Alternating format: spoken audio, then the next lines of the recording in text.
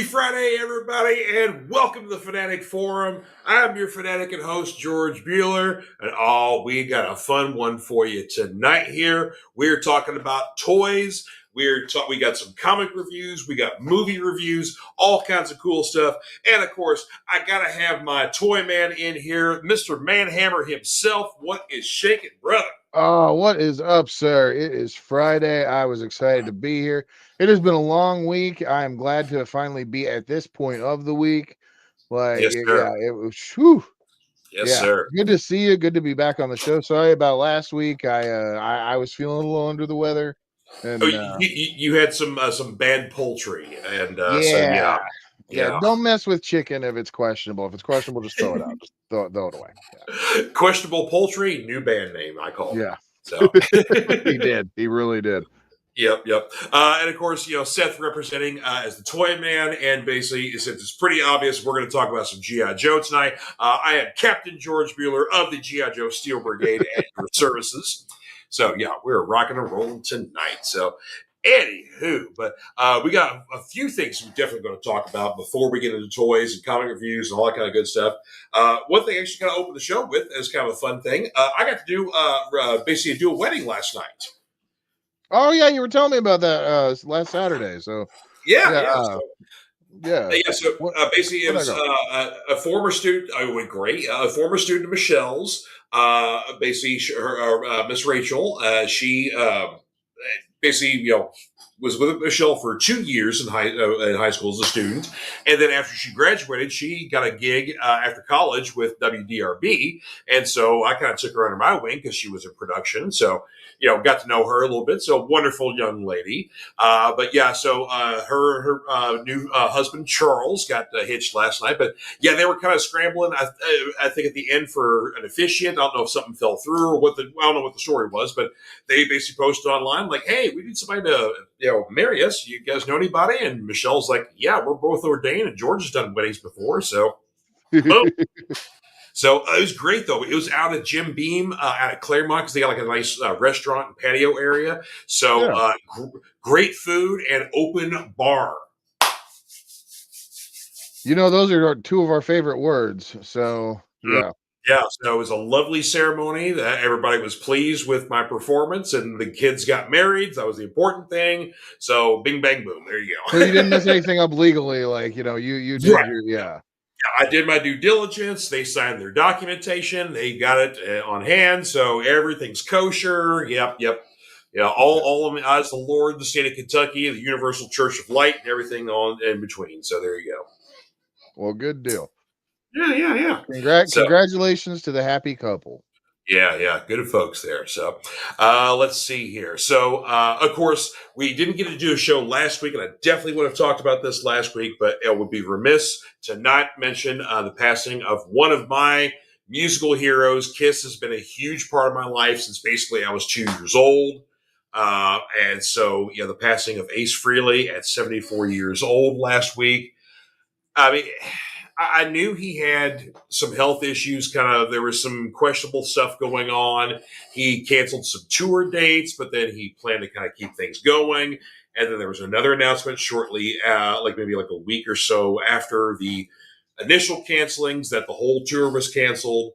But it turns out that basically Ace fell twice. He fell once a few weeks before his death in his home. Actually, may have been in his home studio in Jersey. But he, fell once. It wasn't a bad injury, so everything seemed to be okay. And he was still planning on doing more shows. And then the second fall was the one that basically caused the brain bleed. He was in very bad condition. I believe by the time he was being flighted out of his house, going to the hospital, he was already in a coma. Oh, yeah. Yeah, but man, I tell you what, it's such what a great guitar hero and innovator, a spaced out guy, but at the same time, very down to earth as well. Yeah, he had his struggles and his addiction issues, but he got past that stuff. Had, multiple times kind of coming back. Matter of fact, his last album, 10,000 Volts, was on the Billboard charts. I think he got like within the top 5 or top 10 or something like that. So, I mean, even No like his kidding. last, Yeah, his last studio album did great because people just kind of wanted some good old fashioned rock and roll, and the Space Ace was there to provide. So Yeah. I know he's already been laid to rest. That happened, I think, yesterday. There, of course, Eddie Trunk, who's a famous New York DJ, is on Sirius XM, and personal friend to Ace, has got some sort of tribute thing in the works. He's got the okay from the family because he and Ace were very close friends personally. So, but yeah, so I think there's definitely some tributes and stuff in the works, things going on. But yeah, I mean, just what a career, what a legend, and it's just even at 74, gone too soon. But yeah, I tell you what. He was an icon for real. And yeah, yeah, I mean, just like, yeah, what Kiss was in the 70s, you couldn't top that. No, And and just like the inspiration that he had on music, like everybody knew who Ace Frehley was. He, or are you of the opinion that his Kiss solo album was the best one? oh yeah, 100%. Okay, Basically, yeah, it could either be him, it could be. You can either say it's a two-way tie between he and Paul Stanley, or you could say Ace's was the best and Paul's was number two. So there's fans who say both, one or the other. yeah. I But yeah, but they were the best albums because Aces was just a straight up, just good old fashioned rock record that you would have expected from a Kiss member, and Paul's was also very close. Paul had a couple more ballads, but you expect ballads with Paul. But yeah. Gene and Pete were the outliers. Yeah, one of my favorite quotes too is reading about like the whenever they were making all that, because that was like in a real tumultuous period of the band, and Mm-hmm. in order for them to stick together, they did the solo albums. And or Ace was asked during an interview, it's like, so what was it like, recording by yourself without the rest of the band? And he was like, it was great. Gene wasn't there. Yeah, and that's the thing too is that he and Gene actually had of the four members. You would think it was like Gene and Paul had the closest friendship. It's actually Ace and Gene were the tightest, but also there. If you want to put this in comic book terms, they were Hawkman and Green Arrow. Because while they were friends, while they admired each other, while they respected each other, they were constantly butting heads. Because you had one who had one ideology and one who had the other ideology on whatever topics you want to Right. choose here, but they were constantly button heads. But at the same time, they were, I mean, even till the end, they were still really close because Gene, after Kiss retired and fully stopped, Gene would still go out and do some solo shows. He and Ace had the same backing band. Like it was Gene's band, and Ace would borrow it when he would go out, and then when Ace wasn't using them, Gene would go out and use them as well. So it's like, Oh wow. Okay. yeah, they were still Ace and Gene, even to the end, were still really, really tight.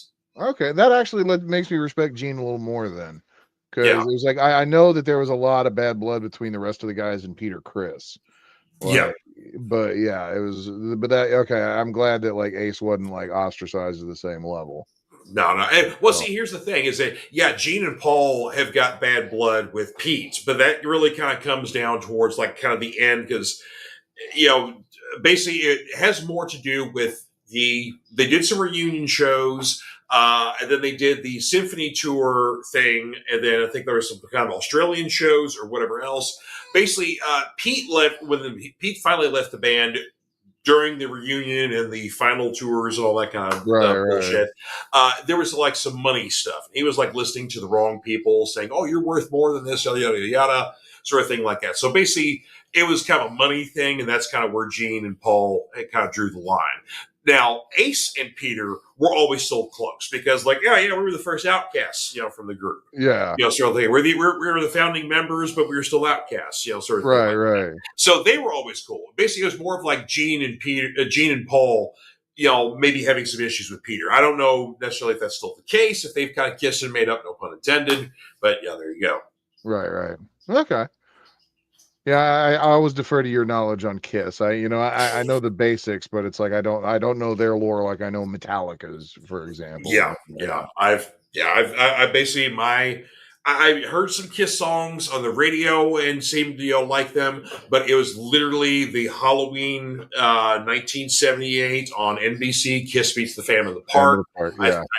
and I see that, and boom, I've been a fan. And, you know, I was obsessed with them. I got Love Gun for my third birthday, with that following February, and yeah, I Yeah. would paint. I went as a Kiss member for at least 5 or 6 consecutive years. I would just pick a That's different member. No, that's right, because I remember you would make your mom paint your face as a member of Kiss arbitrarily. Like it could Oh be a yeah, summer oh, Tuesday and you wanted to be Space Ace. Yeah. 100%. Yes, 100. Yeah, like I say, yeah. It wasn't just Halloween, folks. We're talking about like, yeah, Arbor Day. The second Tuesday of the month. George was the weird kid in the neighborhood that ran around with his face painted. I love Mhm. that. That Yep, is 100%. I was that kid, man. Yep. I I even went love it. so far as like when Eric Carr debuted, mom had to learn the Fox makeup. Thank God, thank God I never knew about Vinnie Vincent's Onk makeup, because Oh he shit, only, yeah. yeah, because I never saw that on an album cover or pictures or stuff like that. I saw Eric's makeup and stuff like that, but yeah, like thank God I never saw if any Vincent's on, because that was more complicated. She had trouble with Ace's makeup because it's very complicated. She Yeah. would have had a time with Vinnie Vincent trying to draw this giant golden onk in the middle of my face. Now, Mm-mm-mm-mm-mm. I have another question. Did she have to specifically stock up on face paint at Halloween because of your penchant for this year round? Okay. All Well, right. my mom's kind of a low key hoarder anyway, so she just probably had some stuff lying around, or she'd see face paint and makeup, stuff like that cheap, and there you go. But yeah, Yeah. so we would already have a stockpile anyway. I mean, she would buy like masks and costumes for stuff that we had no desire for, but like, hey, just in case you want to be a Tyrannosaurus, we have a mask for that. I'm not kidding. It's probably still at Okay. the house. It is probably still at the house, and like one of her many drawers or cabinets is this stupid Tyrannosaurus rubber mask that no one has ever worn ever for a Halloween show. Maybe someone's got it on during one of our parties and decided to walk around as a Tyrannosaurus head for a little bit of time. That may Right. have But happened. yeah, but nothing. Oh wow, yeah. Yeah. We're gonna get into some mom stories here, I'm sure. We start talking toys here. Yeah. Jeff Meinke's in the house. Good to see you, Jeff. R.I.P. Ace. Not the biggest Kiss fan, but really love Ace's playing. Best part of Kiss. That was honestly that was the best part of Kiss for a lot of people. Rip it out, yes sir. Nice. Oh, good stuff here. I see Mr. Bradley is in the house. What's What up? up, Just in time. Bradley? Oh, playing some Manhunt, dude. I Oh love Manhunt. damn. Yes. I was thinking about Yeah, that game the other day too, because that game is hardcore. Like that, yeah, that is like mid-level early 2000s brutality at its finest. yeah, that's good stuff there. Yeah, that Oh, game and the Punisher game, like yeah. hmm Tuesday, you and your uncle Randy went to Fairborn to meet Butch Patrick. Cool. Oh wow, Eddie Munster. Huh. Yeah, classic, man. Hope that went Yeah. well. I was Very always a nice. Munsters guy too before an Adams Family guy. Now, Like I always appreciate the Adams Family, but the Munsters theme was cooler. And yeah. just they kind of just seemed a little more rock and roll and whatnot. But the Adams Family, no disrespect to them whatsoever. I enjoy it, especially the comic strips. I love the comic strips. The old Charles Adams stuff. That's Yeah, I great. never read any of those. I knew Oh about them, but like I never read any. I mean, it's very kind of far-sighted, it's kind of stuff like it, because you sometimes would just have like the single panel, one joke kind of strips, and then occasionally you'd have like maybe the Sunday, larger panel, a story or something like that. But most of the time it was just like just the single panel stories there. But oh Yeah. yeah, great satire and just kind of but typical, very Adams Family sort of thing like that. So. Okay. Okay. All right. Well, we did some movie reviews here. So, you want to start first with your movie review, sir? Yeah, I will go for it. I got a poster image here that I will throw up. One day I'm actually going to be good at this. No. There we go. Yeah, so The Long Walk hit digital, and I am a huge Stephen King fan. Absolutely. Yeah, I read this story back in high school. And it's a story that sticks with you if you're Mm-hmm. familiar with the trailer. The concept is very easy, as the tagline says. The task is simple: walk or die. Yep. Excuse me. Uh, and they do for 2 hours. They walk for 2 hours and kids get shot. Now, I mean, there is very little, there are like, I think very tiny flashback scenes that are not part of the walk, right? But they're not Mm-hmm. like, this movie does not cut away. You are hanging out with these kids like the entire 2 hours of the movie. And Right. they've condensed the adaptation and like, and I remember texting you after I had watched it, right? Yeah. And we kind of talked about it. And it's like, I think I gave the impression that I thought it was a bad movie. I do not think that this was a bad movie. Right. Uh, the problem I run into with this movie is that I cannot also not say that this was an entertaining movie. This Uh-huh. was a well-made movie. Okay. The cast of the movie, I think it's going to be one of those movies where it's like in 5 years we're going to see a lot of these faces in like bigger roles.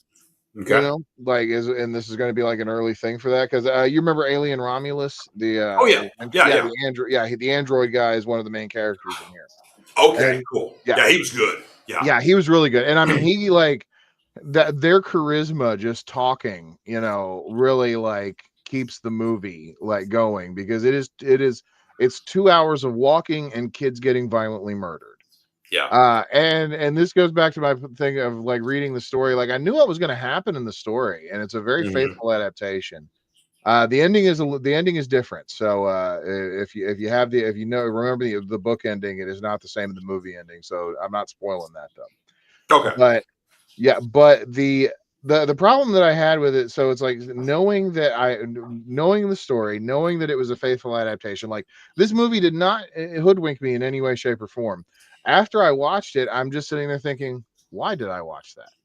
Yeah. Right. That was the problem that I had with it. Like I didn't like it didn't bestow like a good message. Like I didn't take anything away from the experience. Like I saw a fucked up exploitation movie, which like if that was part of the deal, that's one thing. Sure. But Yeah. yeah, but it's not why I watch movies, if that makes sense. Like Well, it's kind of like it seemed a lot of reviews I've heard of this kind of really answers the argument of like people who always say, why can't they just adapt what it is for what it is? So yeah, it sounds like it's an according to Hoyle adaptation of the story, and there's not a lot of surprises, not a lot of differences to it. So yeah, if you are well aware of the story, if you're a Stephen King fan, if you know the story, there's unless you just want to see a live action version of this, there's really not a lot of reason to check it out. yeah. And well, okay, actually I do kind of want to talk about the ending for a second because that was like it was an unexpected ending. I feel like the ending compared to the book and still, don't get me wrong, it's a totally bleak movie from top to bottom. Like Yeah. when it starts, that's as good as it gets, and it's never going to get that good again Mm-hmm. for the duration of the movie. But the ending is a cop out Hollywood ending, I feel, Oh. and it's like I kind of even want you to like see the movie at some point just so that Mm-hmm. like I can hear your perspective on it. All Uh, right. but like, yeah, don't make it a priority. And it's, I mean, I again, I can't say that it's a bad movie. It is a well put together movie. Mark Hamill Mm-hmm. was probably one of the most faithfully adapted Stephen King characters I've ever seen in the major. Like, I Nice. mean, that's a huge compliment. Like, and it's probably one of the best Stephen King adaptations. I Mm-hmm. just can't really recommend it as an entertaining movie. Well, I kind of look at it the same way of like looking at like Cormac McCarthy's The Road, because the book is bleak as hell. The adaptation, being very faithful and very good, is also bleak as hell. And it's a good movie. I enjoy them visually. It's very interesting. It just like the book. Of course, you borrowed the graphic novel adaptation I Yeah, I got. need to So give that back to you because I finished that. That was great, by the oh, way. oh, cool, cool. Oh, Yeah, yeah, I'm glad I'll you love enjoyed for that. that thing. Yeah, Yeah. So I mean, again, so like very visually, a lot of stuff going on. But yeah, it's kind of like it's like Schindler's List, great film, won Oscars. is this a regular movie you view? No. Yeah, watched it once, never watching it again. It's not a happy movie. No, and I'm not even saying that I have to like have to have happy movies. It's like I like Sure. movies. I like movies that are bummers. But it's Right. like there was just like it was Yeah. nothing that you knew that like that you knew nobody was coming out of this. Right. Like Yeah. Yeah. yeah.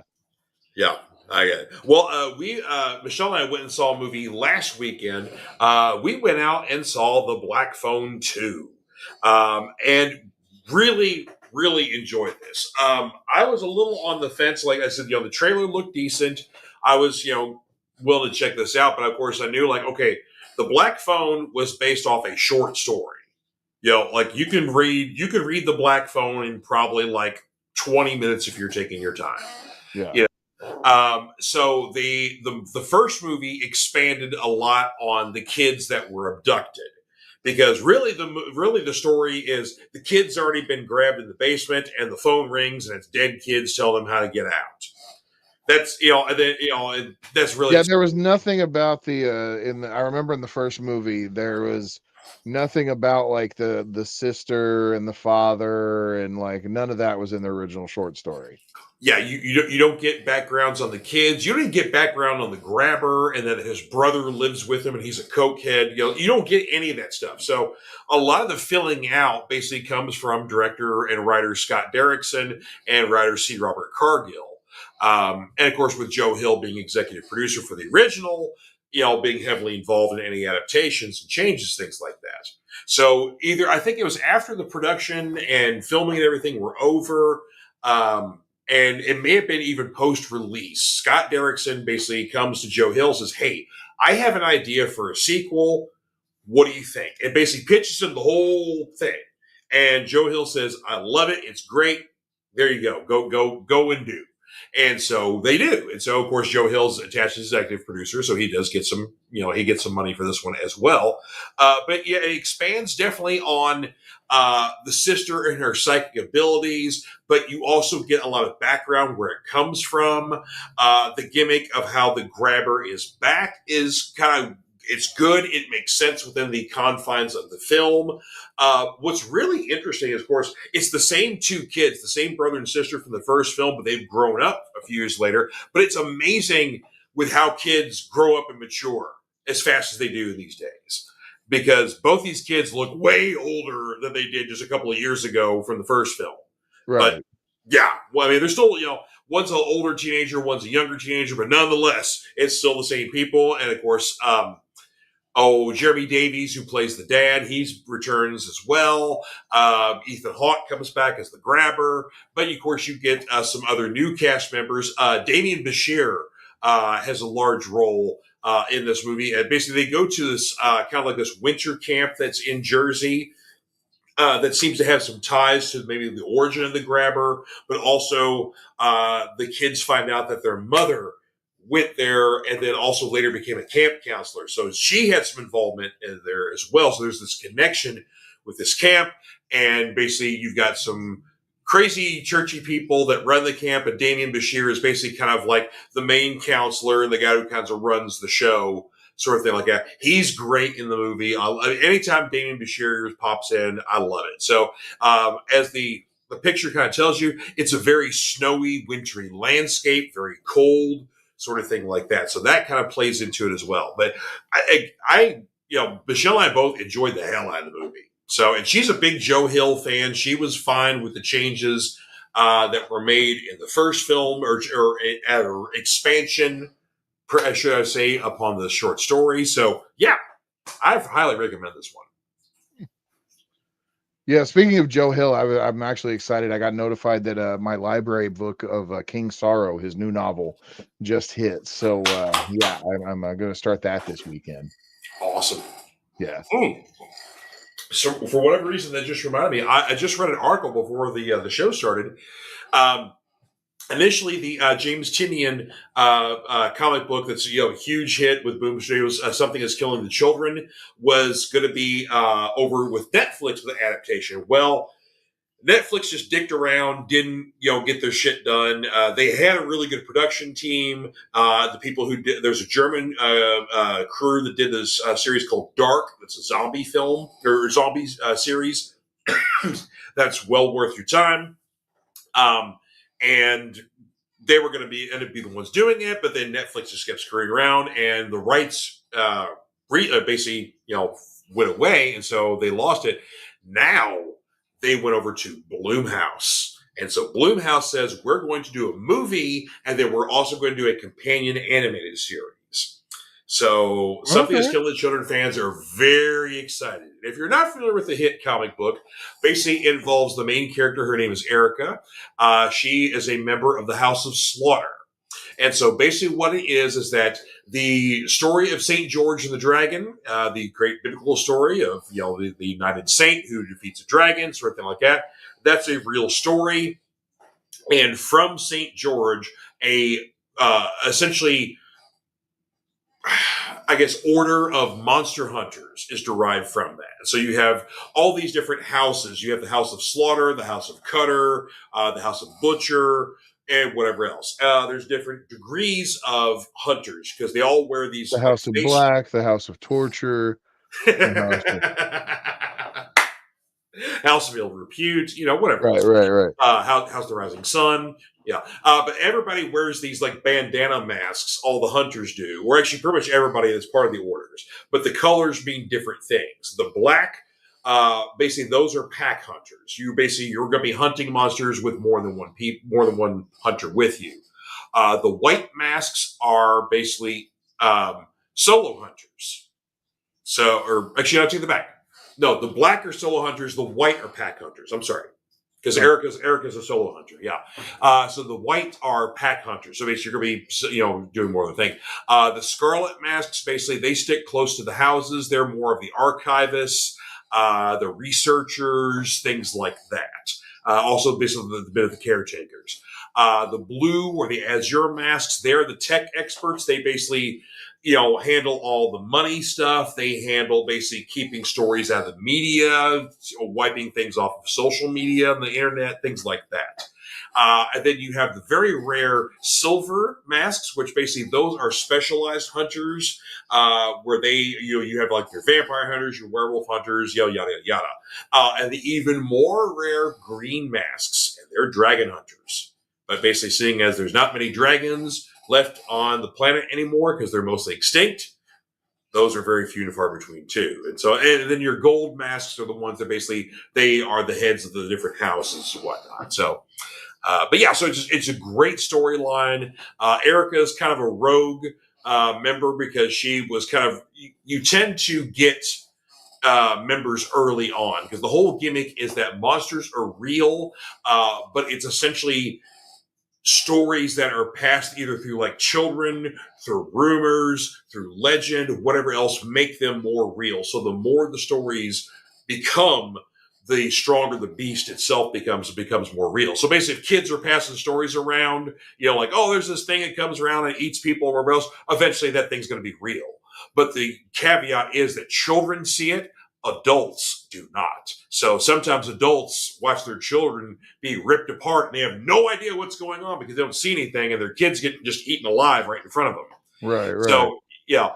So the adult hunters, on the other hand, are basically, they have like a specialized process they go through that makes them see the monsters. So, but yeah, so it's just fascinating stuff. There's a companion series called House of Slaughter, which kind of fills in some of the gaps of stories or expands on different characters. But yeah, Something That's Killing the Children is the main book there. Highly recommend checking it out. So yeah, but really cool that got picked up. Okay. By something proper there. So yeah. All right, so got some comic reviews before we get into our toys we're talking about here. So I got. Do we get to play how many Batmans? Yes, you do. Woohoo! I have 5 books here representing 3 weeks worth of reading. So Okay. Do we have V in the chat yet? Is V here? I've not seen V yet. We got Okay. Jeff, we got Mr. Bradley in here, and Mr. Martin made some comments earlier, so he was What a very looking forward to Martin. coming in. But I haven't. Well, he hasn't popped in yet, so he's not Oh, okay. live yet. So Gotcha. anywho, yeah, Okay. So I'm gonna guess 2 Batmans. you are incorrect. There is one. Ah, damn it. Because even though it's not technically a Batman book, Batman is heavily included in here. This is DCKO #1. That's the wrestling comic, right? Well, no, this is actually so there is a DC AEW thing coming up. That's a 2-issue series here. DCKO does have some variant covers, like the first issue has a Lobo versus Hangman and a Page. Issue 2 is Power Girl versus Tony Storm. So those are variant covers there with AEW stars on it. No, this is basically DC's big fall winter event they got coming up here.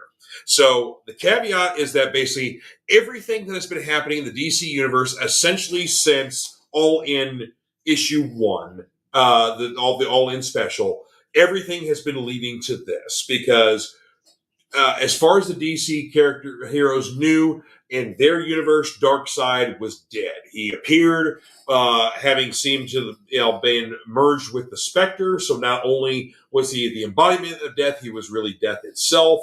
Mega powered, explodes in a thing of power, so everybody thinks he's dead, and then it turns out basically you find like remnants of Darkseid's power and essence throughout the DC universe. Things have been corrupted throughout the DC universe, whatever else. Right. Well, the Trinity are basically having a little party, hanging out at Clark's, played a game, and you basically. They kind of get interrupted. Basically, there's this giant Darkseid that is like a kaiju version of Darkseid, just destroying everything in its path and kind of killing everything. There's no way they can stop this. So through some time travel and workings with Mr. Terrific and Booster Gold and whatever else with the Justice League satellite, they figure like, okay, Darkseid's coming back.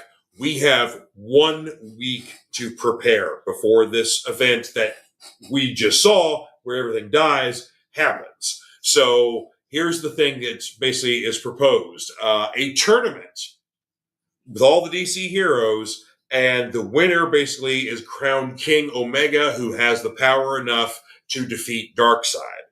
So everybody's getting different little weapons, helping things out, powering up. You got time to prepare. Like Superman has a set of brass knuckles that he created that contain miniature suns. So not only will he be punching you with the power of the suns, but he will also be feeding off said suns as well, keeping him nice and going. Continuing to make him stronger. Right. Holy and so shit. So you got everybody else is doing, Batman's preparing, Wonder Woman's busting out every ancient Themyscirian or Greek weapon she can come with, all kinds of shit like that. They get some, so basically like, okay, there's this kind of like some tests we have to go through to see who's going to be the people to enter the tournament. So the tests start happening, things go pear-shaped, villains start interfering, you get people who weren't initially supposed to be part of the tournament, now part of the tournament. So DCKO has a matter of several surprising fatalities where we don't think necessarily they're permanent. I think basically if you die within the tests or the tournament, you're kind of in a stasis sort of thing like that. So okay. But so they may not be permanent deaths, but otherwise we get a whole bunch of deaths, lots of surprises. This one's going to be fun. So there's the main series. There's lots, of course, tie-ins throughout the regular DC universe. Then there's going to be a series of one-shots starting next month. They're literally the one character versus another character. Like the whole issue is supposed to be a fight. So this is kind of like DC's Secret Wars. Yeah. DC Secret Wars, celebrity boxing, whatever sort of thing like that. Right. Okay. Very, very much a mono sort of thing like that. There's some crazy pairings. Like there's a whole bracket you could find on DC's website. There's a whole, bunch of pairings, things like that. They'll try to do March Madness. Well, that's the thing, is that you can actually enter in the first round, and then after round one, DC is offering prizes for if you keep entering in your picks or you keep going on and on. So yeah, it is kind of like March Madness. So there's shit going, there's betting, but there's some great obvious pairings. Like basically the Joker gets involved in the tournament. He's not supposed to, but there will be a Joker versus Red Hood moment in DCKO. So okay. Yeah, there's good. Bradley says, "Finish him." Yeah. See, and kind of of course, Clark Kal-El is the early favorite for everybody, but here's the problem: Clark doesn't like playing games. Clark likes it when everybody wins, so he doesn't like being competitive. But this is the thing where literally you have to play the game. And you have to be competitive to win. If you don't, there you go. Hey, there he is, live and in person there, Mr. Martin. How you doing, sir? Oh, and Seth is frozen up on me for whatever reason. So, well, we'll go on here with our next pairings here. Hopefully, maybe I'm not frozen up here. But good to see you, though, Martin. All right. Next up here, this came out a couple of weeks ago as well here. But if you like your weird, strange but true alien stuff, but also mixing in a little bit of conspiracy. Actually, I'm going to pause, take Seth out here so he doesn't have a blank stare there until he gets back on. But yeah, weird conspiracy stuff, Men in Black sort of thing. High Strangeness is a lot of fun here. This is the first issue here taking place in 1967. So you get a storyline basically where someone fakes an alien landing, and here's some pictures and all that kind of stuff. So it makes a big deal, is in the papers, all that sort of jazz. And then basically some people show up and they kind of want to hear more about the story, things like that. Of course, you get a journalist who's not a believer in any way, shape, or form, investigating sort of thing. But it's kind of one of those stories that by the end of things, enough weird stuff happens that maybe he starts to become a believer. So, yeah, again, if you love your weird conspiracy stuff, alien, sort of thing like that, yeah, this is really, really cool. And so, of course, first issue, so looking forward to more. A couple things from last week want to talk about here. A great one from Bad Idea here. At first, I wasn't picking this one up, but the art intrigued me on the cover here. This is issue 1 of Save Now, written by Mad Kent, art by Tomas Giorello. It's basically a superhero team. Uh-oh. Okay, so slight internet issue with Seth. He'll be right back.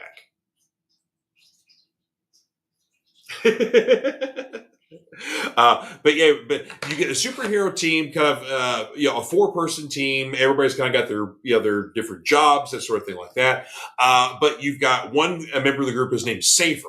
His ability is that he's got time manipulation, so he can basically create save points for where they go on big fights, big missions, whatever else. And so when things go wrong, he can rewind time back to that save point, and they can start all over again, fix the mistakes, and come out on top, come out winners, save the day, all that kind of stuff.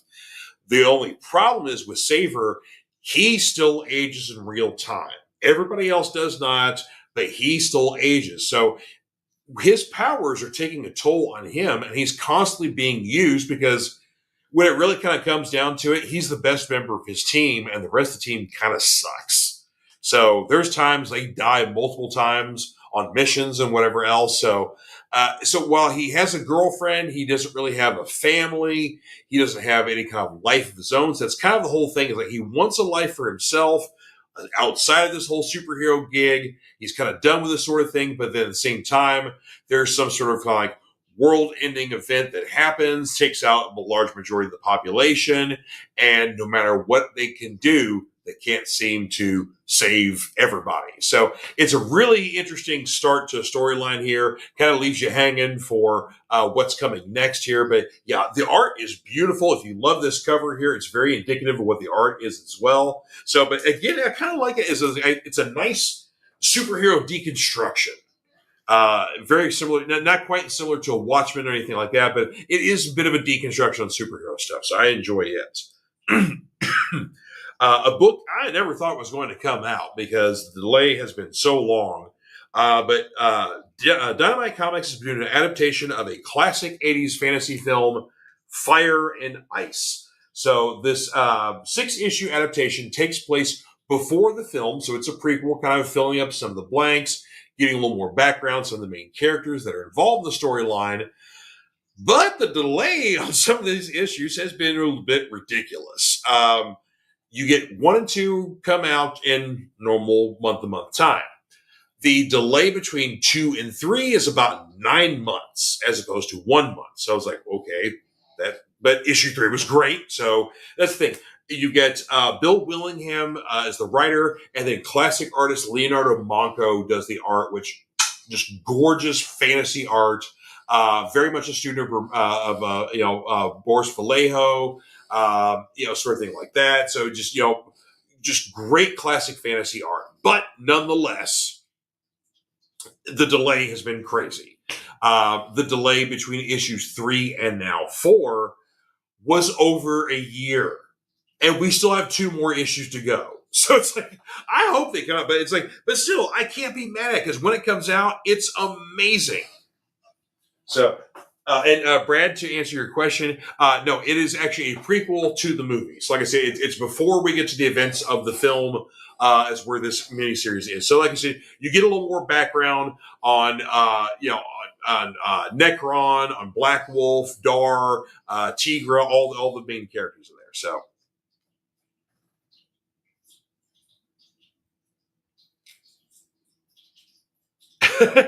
Martin says, George Crow, look, Flanny, I told you a million times I can't call you during Fanatic Forum. You don't stop me. Oh, my God. And then lastly, for our picks here for the week here, this one came out this week here, but of course, as you guys well know, I love the revival of EC Comics that Oni Press has been responsible for. You've got current series out, Cruel Universe, Catacomb of Terror, and then this is a fun one-shot called Outlaw Showdown. So you get basically spooky stories set within an Old West setting here. So you get 4 brand new stories, and then the 5th story that's in here is a reprint from, I think it's issue 20 of Two-Fisted Tales from 1952. So you kind of, that's one thing I love they do is occasionally, especially like number ones, they reprint old EC stories. So you can really do a great comparison of like, here's the pre-code stuff before, the comic code came in and whatever else.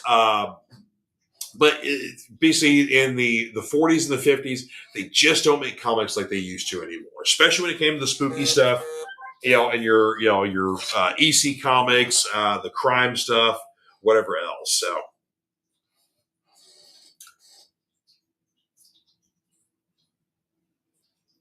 sorry, folks. Here, taking a moment there.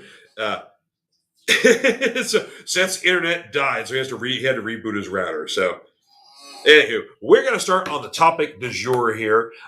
Basically, Seth gets in here, then I'll let him do his things here. But yeah, basically, our big topic this evening here, and I've been looking really forward to doing this here. What is your favorite toy and or toy line? And also another thing we're going to talk about tonight as well, aside from favorite toy lines, do you have a favorite toy line that was never produced? Like, a movie, a TV show, a comic, whatever the case may be. Something that you wish the toy was made for and no one ever made it. Or maybe even there was a prototype and it never made it past the prototype stage here. But yeah. Yeah, no Matrushkas anymore. Yes, no Matrushkas. I know, of course, we got a lot of shout outs for G.I. Joe, Mego, a lot of classic, toy lines from, years yore, sort of thing like that. But of course, my number one, and it's pretty obvious behind me here, what that would be is the 1982 G.I. Joe, A Real American Hero.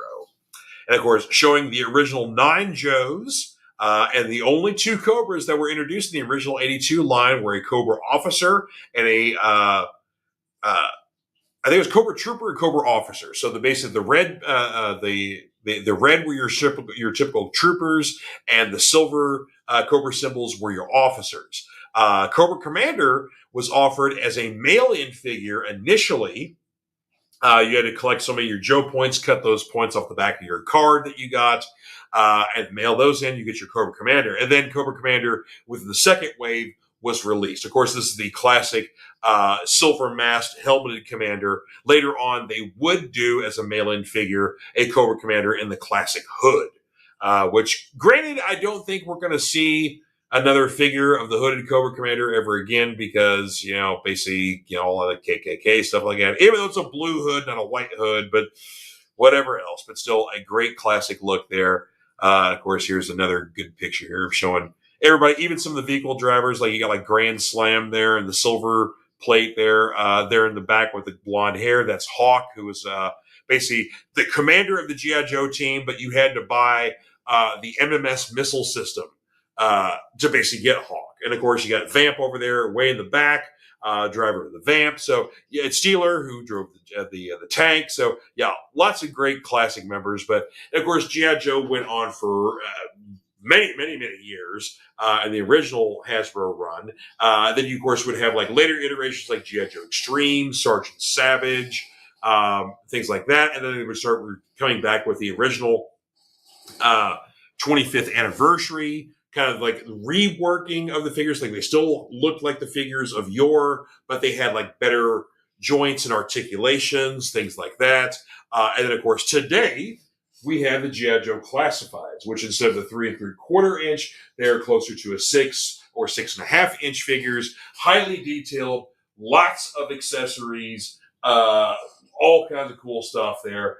Sometimes a reworking, sometimes a classic look, because they also have the figures kind of like this classic Scarlet here. I'll pull off the shelf here. So this is basically, the traditional Scarlet that we all know from back in the day. And so they had kind of a cards they put out that look like the old school 80s figures here, but have basically a larger size to them and much more detail, sort of thing like that. So, of course, you got so many options for your G.I. Joe fandom in today's market.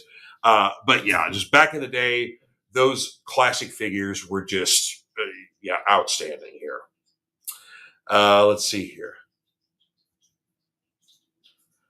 Okay, so Martin, your pick were Fisher Price Alpha Pro. Nice. Okay, yeah, some of the old Fisher Price toys were fun too.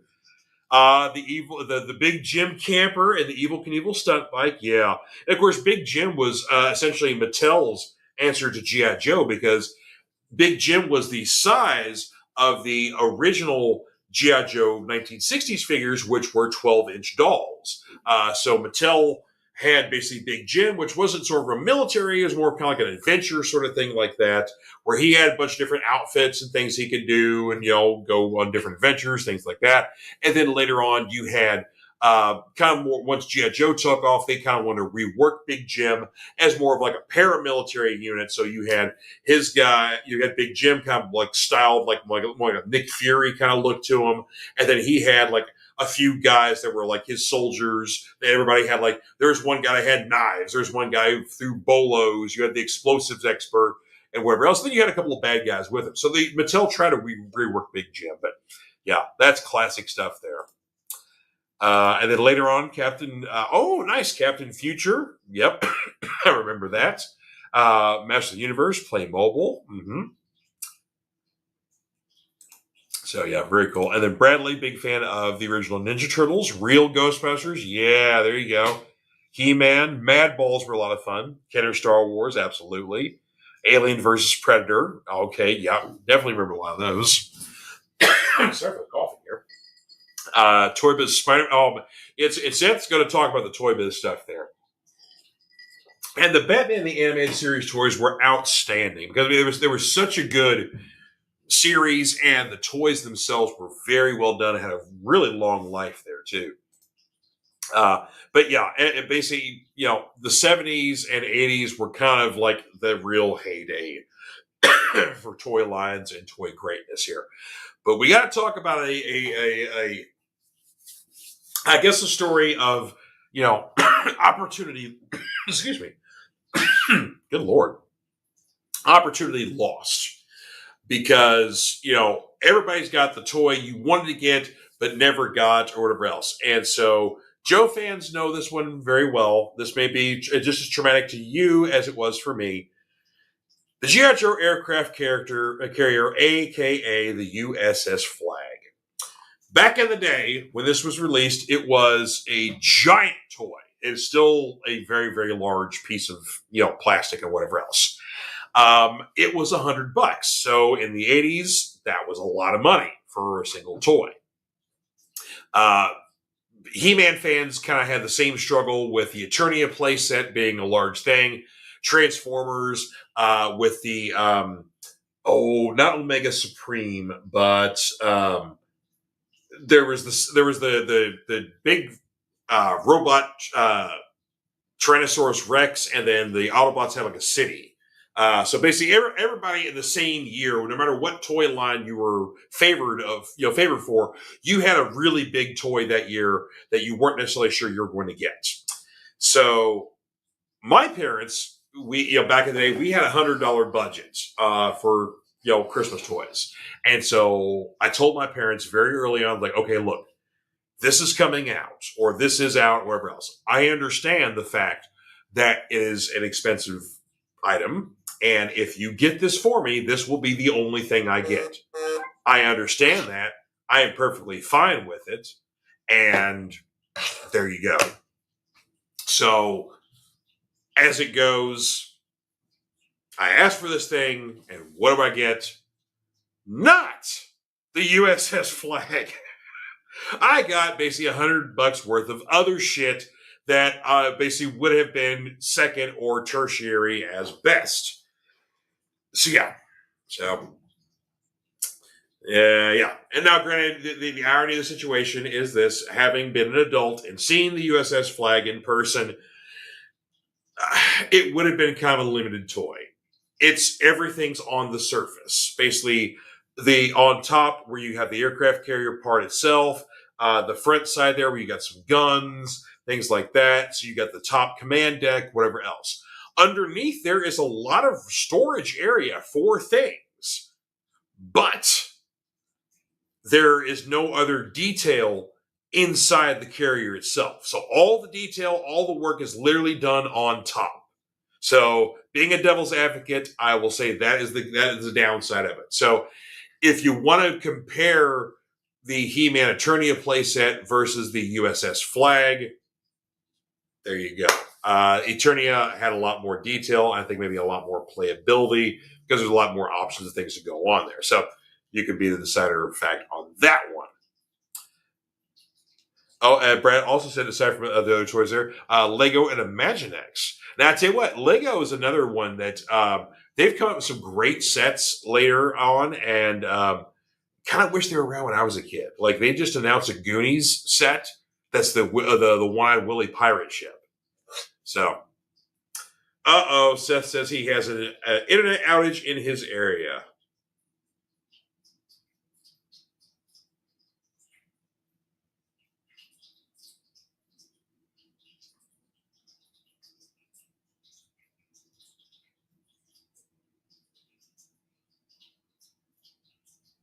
So we will have to, I guess, wait till next time for Seth's. Okay, he says he has an internet outage in his area, so that's why suddenly he just blinked out or whatever. So, okay, that's fine. I got other things we can talk about here. So, all right, well, my number 2 pick, another pretty obvious one here. I've talked about this one a lot. Of course, being a child of the 80s, you could not escape the Masters of the Universe. I think I discovered G.I. Joe first because, of course, G.I. Joe and Masters of the Universe both came out in 82.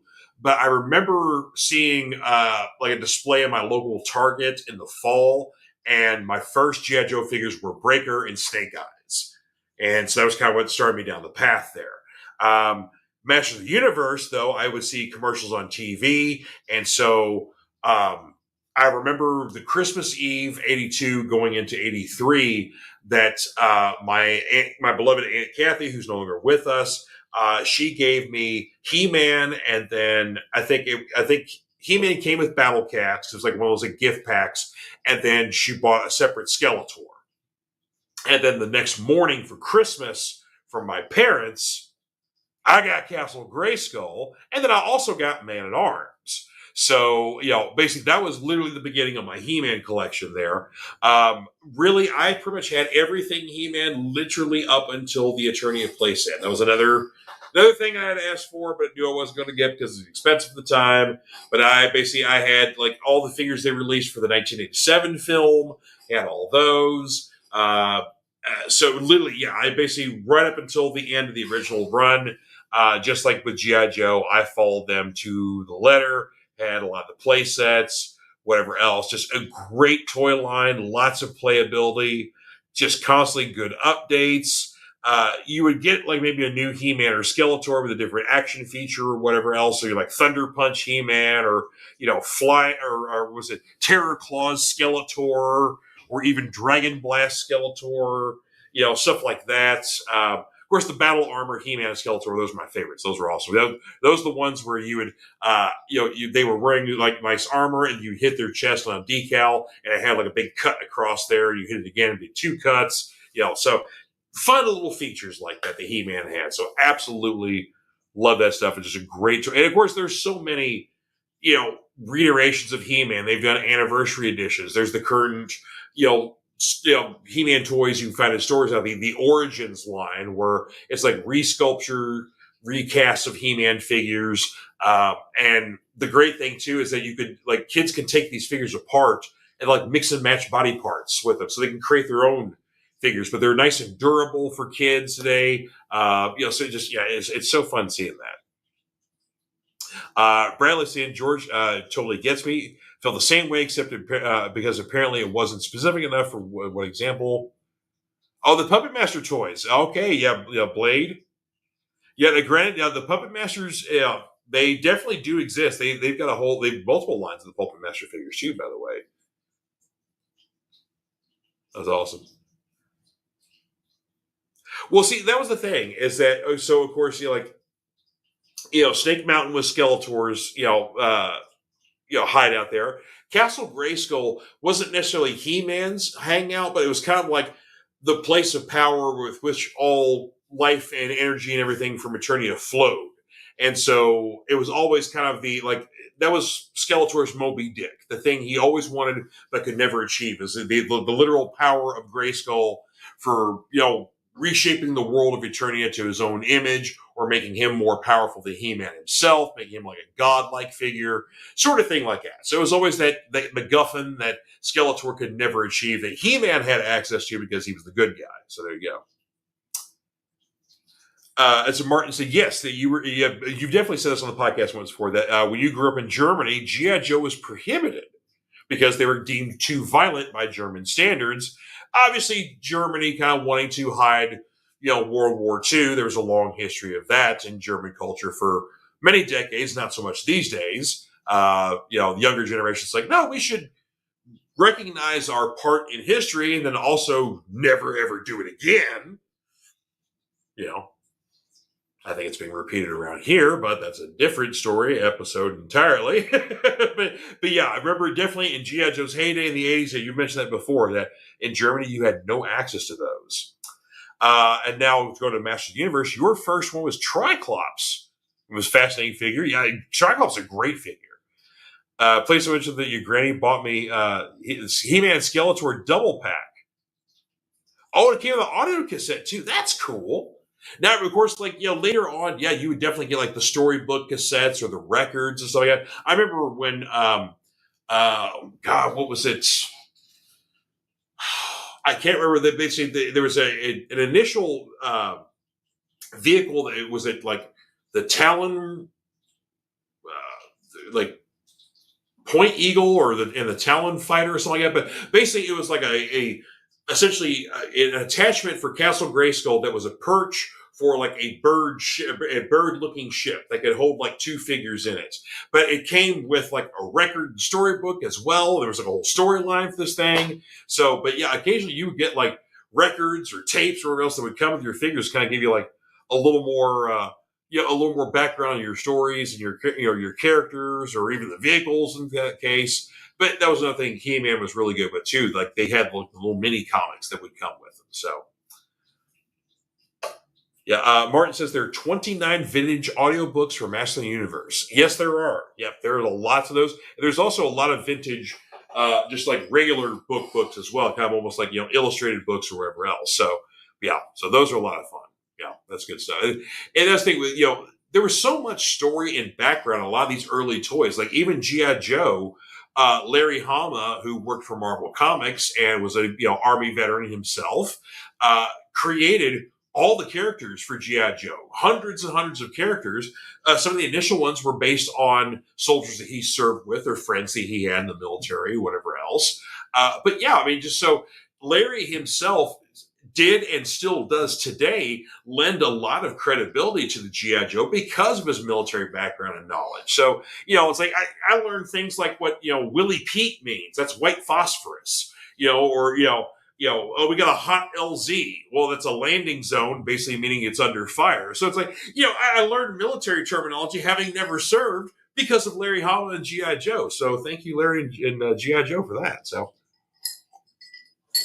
one thing I definitely want to touch on,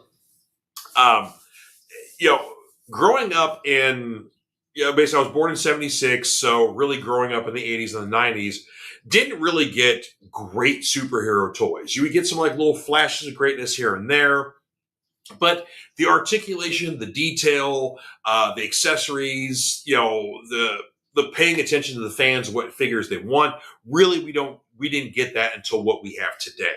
But there were some bright spots, and for me, a huge bright spot was Marvel's Secret Wars line, based off the hit comic book series. Where you basically get heroes versus villains. The gimmick in this one was basically everybody came with a shield and the famous lenticular flicker stickers, as they were called, where you basically put a decal in your shield and you turned it one way and it had one message, and you turned it another way and it had another message. So it's kind of like, it could potentially, tell the future what was going to happen with your hero or your villain or stuff like that. And of course, you had decent sculpts. They were about the same size, maybe as a Star Wars figure, maybe a little taller or whatever else. But of course, your first wave, you had classics like Spider-Man, Captain America, new guys on the block at the time like Wolverine, classic villains like Doctor Doom, Kang, Dr. Octopus, and Magneto. So that was your first wave. Then you had a second wave that came out. A third wave was produced but never reached the States. But there were 4 figures that were produced that you can get overseas. Like you had Constrictor, Iceman, the Falcon. I'm trying to think who the fourth. I couldn't remember who the fourth figure was. Maybe Shocker, I think. But anyway, so there were some other figures. Of course, there were, you had some play sets like the Tower of Doom play set. You had a few vehicles here and there. So there's a whole line of this stuff. But this was meant to be a main competitor for DC's Superpowers line, which that was the gimmick that Kenner did, where basically like you could squeeze the legs and Superman would punch you, or, you could do, there was some kind of action feature that was involved with, manipulating a body part to do another thing the body part would do. So, yeah, great lines in there as well here. So let's see here. Oh, here we go. Martin says he had a very hot hanky-panky with Mask. And let's talk about Mask for a moment, because I had 2 toy lines that I also greatly appreciated that I want to give honorable mention to. And the Mobile Armored Strike Command definitely was one of them. Again, great sculpts on these, on the figures, the masks themselves, and then of course the vehicles that were a big part of the gimmick here. So literally, this was kind of like almost a merging of G.I. Joe and the Transformers, because you had a vehicle that would appear one way, like an SUV truck or a semi or a motorcycle, and then you push a button and some action features would happen, and like different things would pop out. Like the SUV has a turret, or the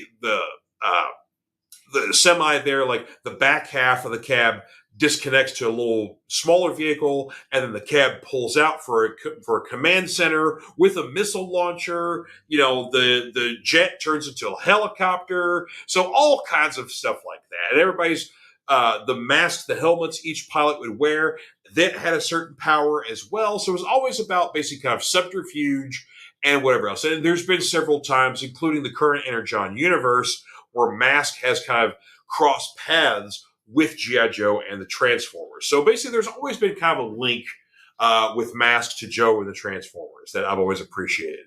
But yeah, Mask was very, very cool there. Oh, you've got a Wolverine from the Secret Wars. The claws ain't broken. Okay. Oh, and also the cap. Man, I wish I had those, but they've since done retro remakes of some of the Secret Wars figures. Captain America was included with those, with the packaging, obviously with other, more details and things like that. So that's kind of the fun thing, is that there's been a lot of older figures that have been remade into the new modern age. Mask has been included as well, because there was a Kickstarter that came out last year that was highly successful. And so now there are remakes of Mask toys that you could purchase currently at bigbadtoystore.com. They're not a sponsor, but I do enjoy their website and buy toys from them. So right now they've got the Thunderhawk Camaro, the Rhino, which is the semi, the Switchback, or the Switchblade, which is the helicopter that turns into the jet. And then I think the Condor, the green motorcycle that was the mini helicopter. Like, those have already been made. New sculpts on the figures, new details, new extra features, things like that. And there's more on the way. So, yeah, everything old is new again, once again here. So there you go. Bradley says, also remember Dr. Dreadful. Yes! That was another fun thing I loved about the 90s. You had a lot more, like, lab toys in the 90s, or in the early 2000s, where kids could, like, you fill this up here and make little creepy crawly guys, or make monsters, or, make dinosaurs, or, stuff like that. So you had a lot more of that stuff, or a lot more of, like, candy and sweets that look like barf and bugs and snot. So you had all this, like, gross, creepy, weird stuff in the 90s, and that was a lot of fun. So I guess maybe, Dr. Dreadful walked so Skibbity Toilet could run. I don't know. See, the Orange Wrangler was given to you by your uncle. Yeah, I'll say Mask was definitely a really cool one. But the OG stuff is back again, man. So, you replayed James Bond movies with your Mask toys. Yeah, there you go. And see, there you go. A toy line we never got based on a very popular property. We never had James Bond action figures. Maybe you would have dolls or whatever else, but, like, we never had, like, a James Bond G.I. Joe sized figure that could go inside your Aston Martin, and the Aston Martin had different, toys. Like, granted, I do remember, like, die-cast or model, toys of the Aston Martin or whatever else, but, like, we never had, like, an action figure line, or, like, Goldfinger's, hideout, or, the Spectre lair and things like that. So, yeah. Monster in Your Pocket was also cool. Basically, in my day, a predecessor was basically toys like the muscle wrestling figures, or you would later have, like, Guts, which were like the military stuff, or Battle Beasts, things like that. So Monster in Your Pocket was very much kind of like the miniature little things you can get, like, in a container. You get a bunch of those. So, yeah. Those were a lot of fun, too. There's just such a great period of toys that I think kids are kind of missing today.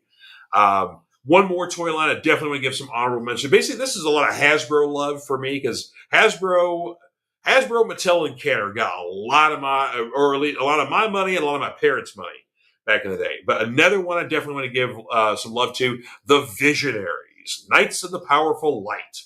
So when holograms were big, you could put those on kids' toys. So you had basically these knights there that had, like, different animal avatars, and they would help power them. These were great figures, kind of around the same height, maybe a little bit taller than your average G.I. Joe figures, but you had, like, the nice, good sculpting on them, weaponry that come with them, and, of course, your holograms on the chest plates and the holograms on their totems they would have that represented if they were a good guy or bad guy, what animal was their representation. So, yeah, really cool toy line. Really very much enjoyed those.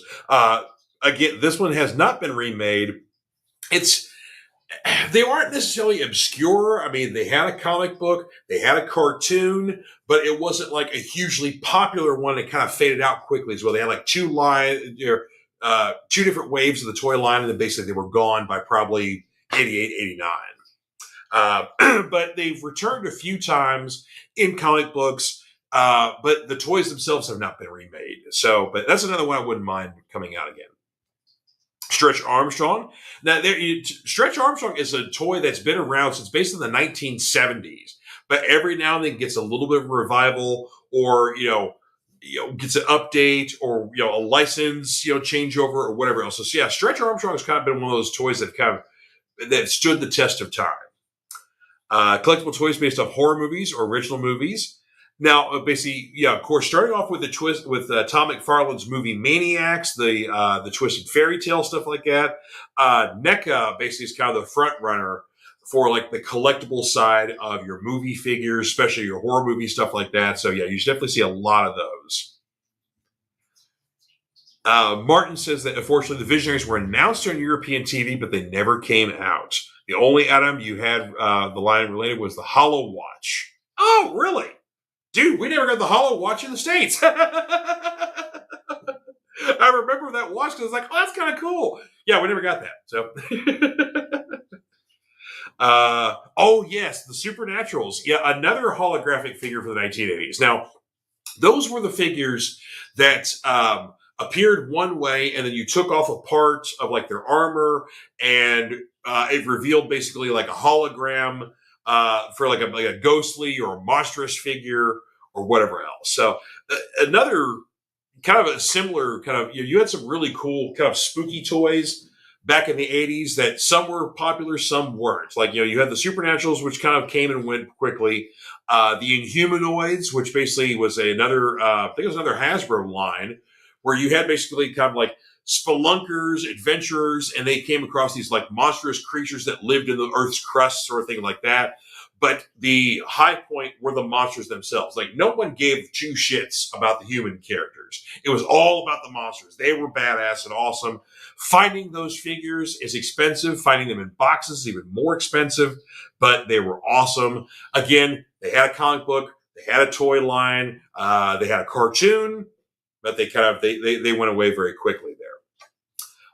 Here we go. Another question here. Sectars. Sectars weren't holographic. Their gimmick was basically they were like the bug characters, like humanoid bug characters, whatever else. But they would ride on like large insects, like spiders or dragonflies or whatever else, and you could manipulate their specific steed like a hand puppet. Like, you had a part that could control like their legs, so they could basically kind of fly around, and they had wings that would flap and stuff like that, or mandibles, and that would pinch, and different little things like that. So I don't remember anything holographic with the Sectars, but now that's a figure line that has actually come back thanks to Nacelle Toys and their Nacelle Verse, which is basically they've bought some properties and are trying to do. It's not necessarily a combined universe just yet, but it is basically a universe with all these different parts to it. And so you basically brought back 90s properties like the Biker Mice from Mars, 80s properties like the Sectars and RoboForce, and then classic 60s properties like the Great Garloo. So you can go to Walmart today and buy new Sectars toys, thanks to Nacelle Toys. So there you go. They haven't done the bugs yet. It's just the action figure toys. So I'm like, I gotta hope they get around to the bug guys. But yeah. So once again, everything old is new again.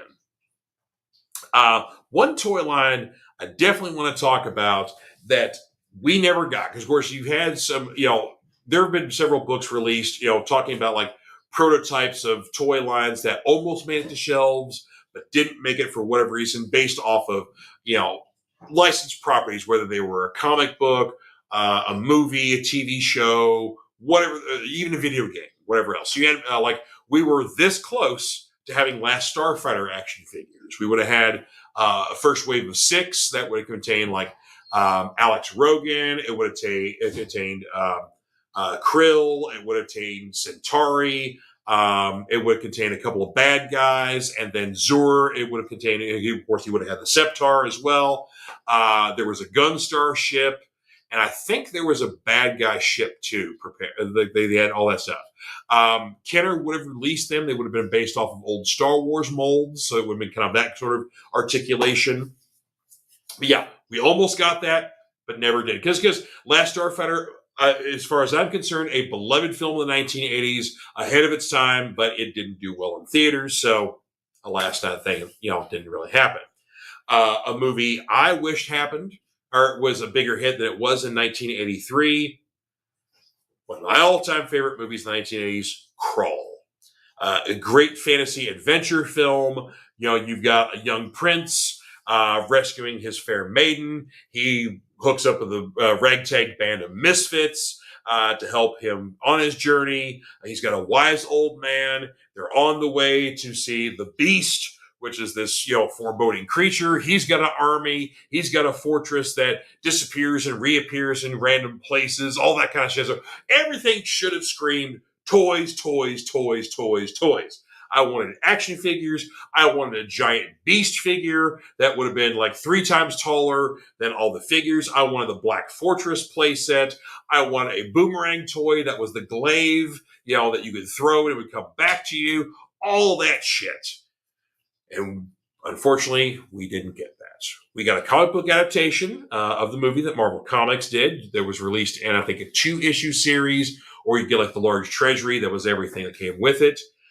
We did, however, get a video game from the Atari 2600. It was not widely released in the States. It was mostly released in overseas. But it was released in the States, but it was very difficult to find. You basically had a much more likelihood to find it if you went to London and Paris and things like that. So, but yeah, again, just one of my all-time favorite movies in the 1980s. Really, really wish we had a toy line. Even still today, we have no toys for Krull. No dolls, no NECA figures, no nothing.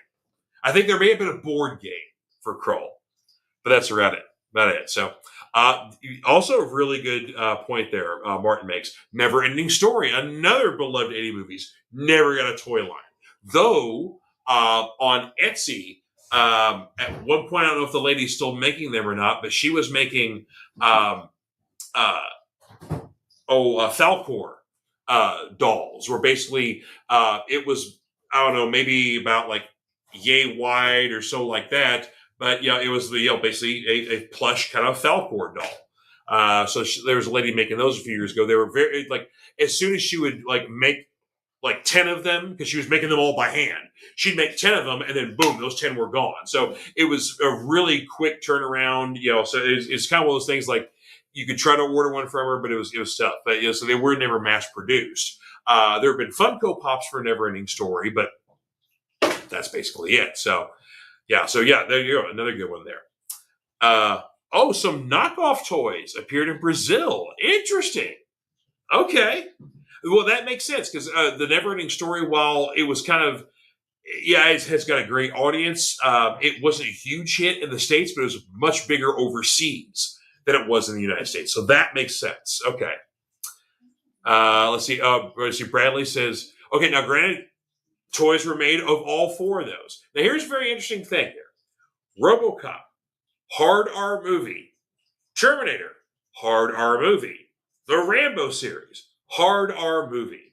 The Toxic Avenger, hard R movie. Yet, figures were made for all 4 of these properties. There was a Rambo cartoon and a Toxic Crusaders cartoon. There was no Terminator cartoon, and there was almost a RoboCop cartoon, but it never quite happened. It never got off the ground. But yeah, 4 of the most violent movies of the 1980s had toy lines for children, and 2 of those 4 toy lines had a cartoon.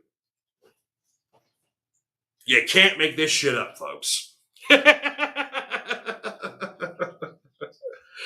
Bradley also makes another point. Again, Funko Pops have been made for the Labyrinth characters a long time ago. They're highly collectible, hard to find, expensive to find on the secondary markets. But yeah, otherwise than that, no toy line for Labyrinth either. So, but strangely enough, we had Muppet toys. And did we have Dark Crystal toys? Maybe later on, I think we did. I don't think we had them initially when the film came out. I think later on, they made Dark Crystal figures. But there's a lot of missed opportunities for some great toy lines based off properties that we never got.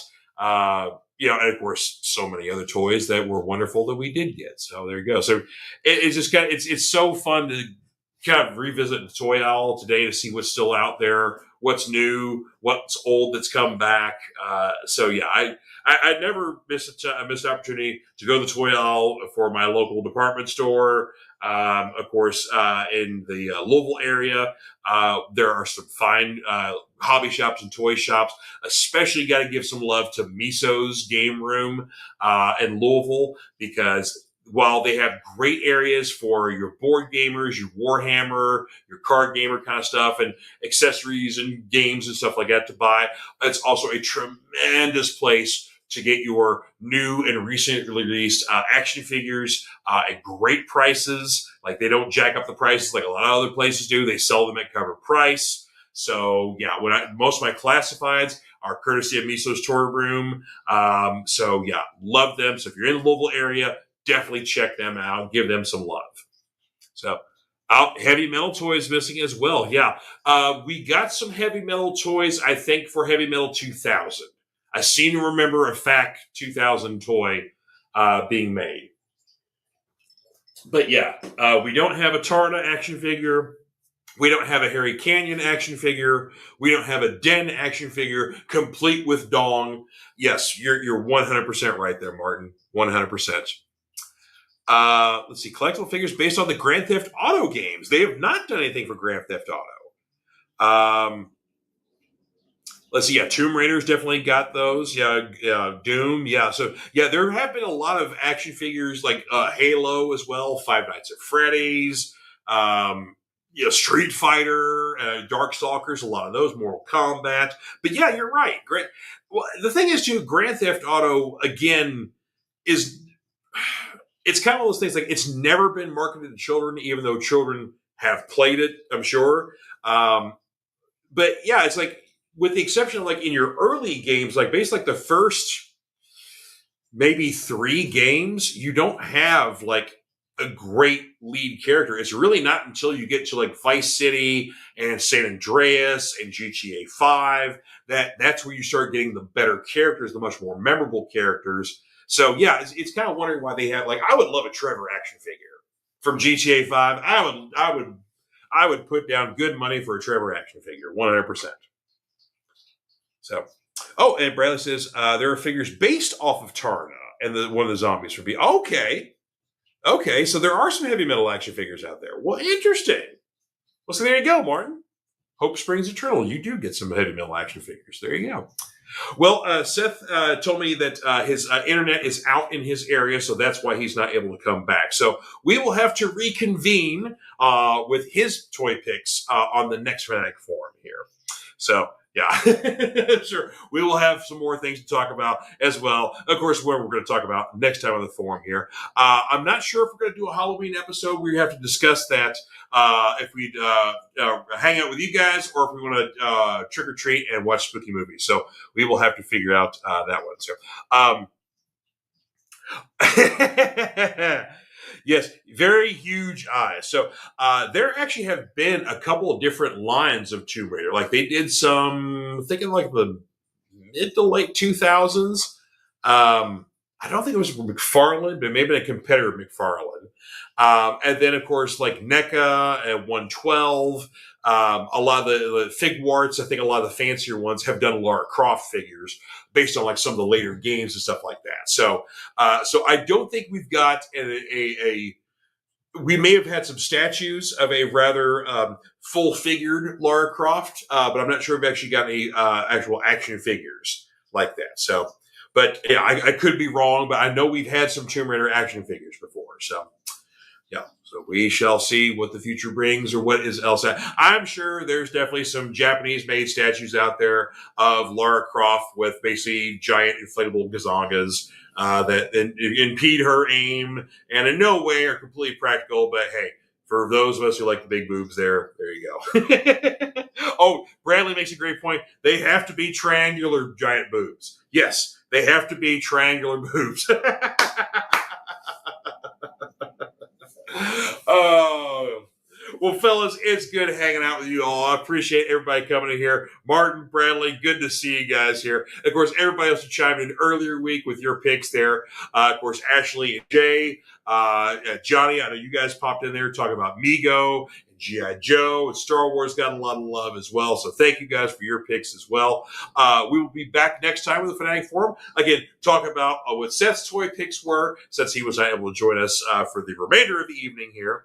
And then whatever we're going to talk about next time here. Hang on. Have we ever seen the Michael Jackson playset? I remember Michael Jackson having like Barbie style dolls in the 80s. I don't. He's literally laying in a bed. I knew I was getting set up for something. Oh my God. Oh, complete with propofol. Oh, poor Mikey. All right, folks, we're going to end it right there. So you guys have yourselves a good one out there. And of course, we're going to end things here on a couple of things. First off, I want to share a video from one of our friends here on the Phoenix Sister Podcast Network with Geeky Discoveries. And then, of course, a word from our friends here at Comic Books for Kids. So you guys have yourselves a good one, and we will see you all next time on the Fanatic Forum. TTFN, you guys. Having a great podcast comes with great responsibility, and that is why I promise to bring you entertaining and informative shows and amazing guests to geek out with together. I love touching on subjects that have influenced pop culture, unearthing historical facts, and deep diving on information about mental health and finding the truth among this information. I also enjoy having people in the chat during my live shows be part of the conversation. I feel like I have the most intelligent viewers. If you are just as curious to know how this world works and have a thirst for learning, then Geeky Discoveries is a show for you.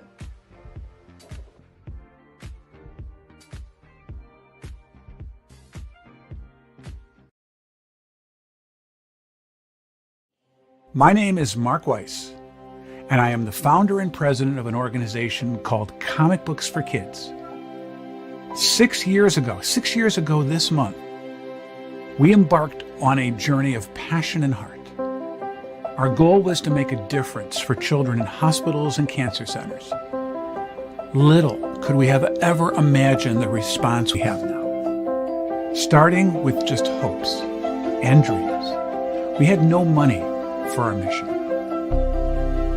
We had no product to give to the hospitals, and we had only called a couple hospitals and asked them, if we were to provide you with comic books, would you be interested? And they said yes. So we embarked on a 1-year journey to make a difference for these kids. We realized that even though we can't take away the reason these children are in hospitals, we can perhaps, while they are there, let them fly like a superhero, be princes and princesses, and embark on a mystical and magical journey to take them away from where they are in that hospital bed. Today, and thanks to your support, we are thrilled to say that we are now the largest charity in the U.S., supporting well over 200 hospitals in all 50 states for not only comic books, but for other pop culture items like Funko Pops, action figures, coloring books, Spanish bilingual items, backpacks, and more. When we received materials that were inappropriate for the young ones, we started a sister charity called Comic Book for Troops, and overnight, we became the largest charity in the U.S. for these same items to all branches of the military. We want to thank our friends for providing us their support and for allowing us the means to make so many happy with their gracious give to us.